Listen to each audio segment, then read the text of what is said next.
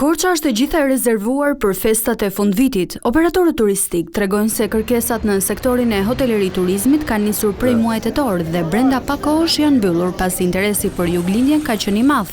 Ne pothuajse rezervimet i kemi mbyllur të gjitha për këtë fundviti, duke filluar nga festat e nëntorit që janë shumë shpejt tani, po kështu edhe viti i ri, Krishtlindjet.